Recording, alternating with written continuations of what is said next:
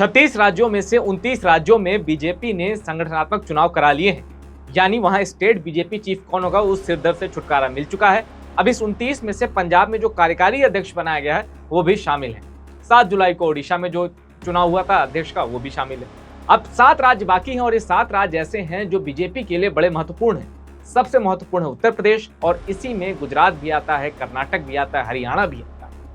अभी मैं बात करूंगा उत्तर प्रदेश की कि आखिर उत्तर प्रदेश में बीजेपी को स्टेट का चीफ चुनने में इतनी दिक्कतें क्यों आ रही, और यह भी जान लीजिए कि स्टेट का जो चीफ होगा वो योगी आदित्यनाथ का राजनीतिक शत्रु होगा और अखिलेश यादव का राजनीतिक मित्र होगा। अब मैं ऐसा क्यों कह रहा हूं, पहले इसको सुनिए और फिर समझिए।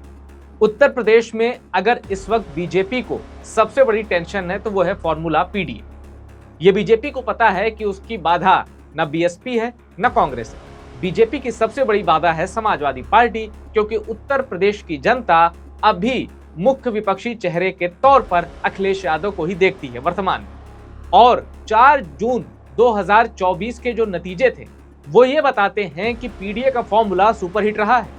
ऐसा इसलिए कि समाजवादी पार्टी के वोट शेयर में 15% से ज्यादा का उछाल आया था 2024 के लोकसभा चुनाव में, पिछली बार की तुलना 2019 की तुलना। और बीजेपी, सिर्फ एनडीए नहीं, बीजेपी की बात कर रहा हूं, बीजेपी के वोट शेयर में 8.5% से ज्यादा की गिरावट आई। चौंकाने वाली बात यह है कि 2024 के लोकसभा चुनाव में उत्तर प्रदेश में 80 सीटों में एनडीए का वोट शेयर इंडिया ब्लॉक से थोड़ा सा ज्यादा था, थोड़ा सा ज्यादा, जबकि बीजेपी का वोट शेयर गिरा था।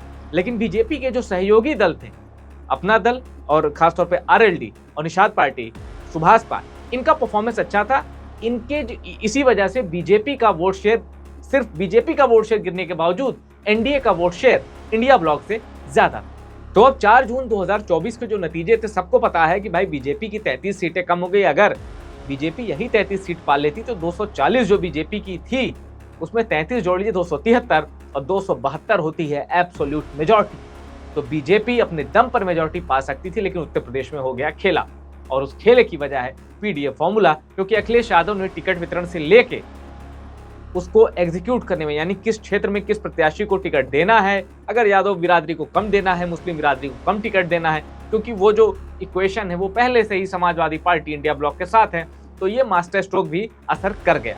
अब यहाँ समझने वाली सबसे दिलचस्प चीज ये है कि बीजेपी पर आरोप लगता है कि 80-20 की राजनीति करती, यानी खुलकर कहूं सीधे तौर पर 80% हिंदू, 20% मुसलमान उत्तर प्रदेश में।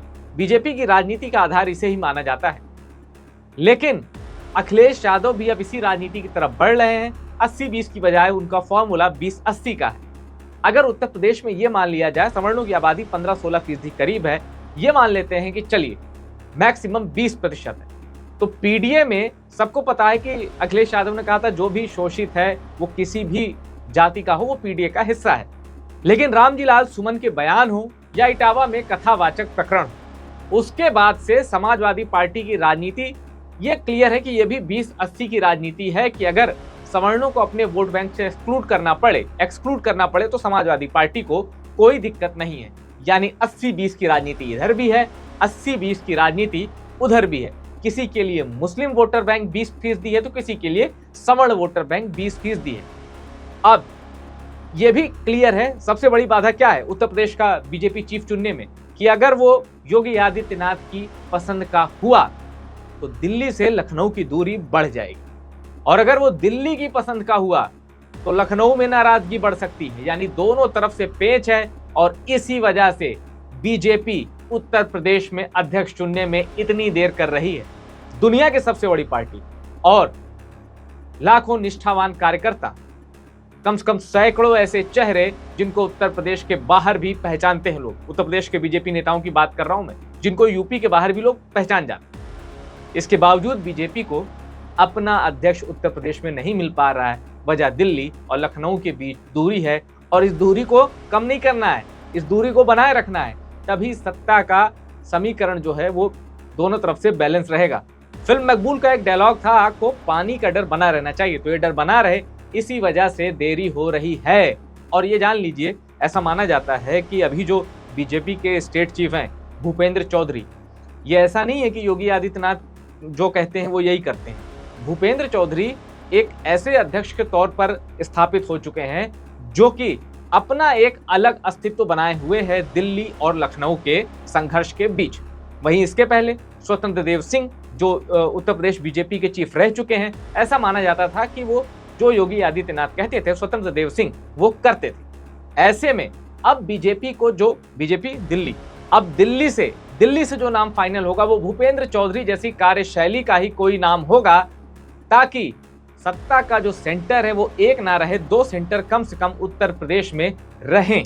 और अखिलेश का मित्र मैं इसलिए कह रहा हूं, ऐसा कोई नाम जो फॉर्मूला पीडीए में फिट हो, ऐसा नाम जिसको जो अखिलेश का वोट बैंक है ना पीडीए वोटर में भी उसकी अपील हो, वो पीडीए के वोटर में भी सेंधमारी कर सके। बीजेपी ऐसे नाम की तरफ विचार कर रही है।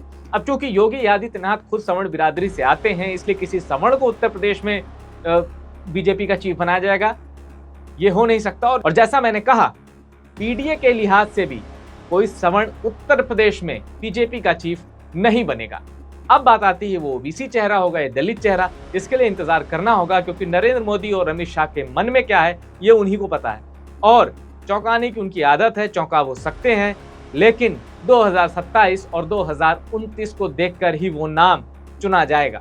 तो कुल मिलाकर कहूं, 2 बातें बिल्कुल साफ हैं। बीजेपी का जो भी उत्तर प्रदेश का चीफ बनेगा उसकी योगी आदित्यनाथ से बने ये जरूरी नहीं है। इनफैक्ट ये मानकर चलिए कि वो योगी आदित्यनाथ के खिलाफ दूसरे पावर सेंटर की तरह एक्ट करें। और दूसरी बड़ी बात यह है कि अखिलेश यादव का जो पीडीए फॉर्मूले का जो स्वरूप है, बीजेपी का अगला स्टेट चीफ उस फॉर्मूले में बिल्कुल फिट बैठेगा, यानी पीडीए वोट बैंक में भी उसकी अपील होगी। टॉप सीक्रेट की रिपोर्ट पसंद आई हो शेयर करिएगा और टॉप सीक्रेट को सब्सक्राइब जरूर करिएगा, और साथ ही कमेंट करके ये भी बताइएगा कौन हो सकता है उत्तर प्रदेश में बीजेपी का मुखिया।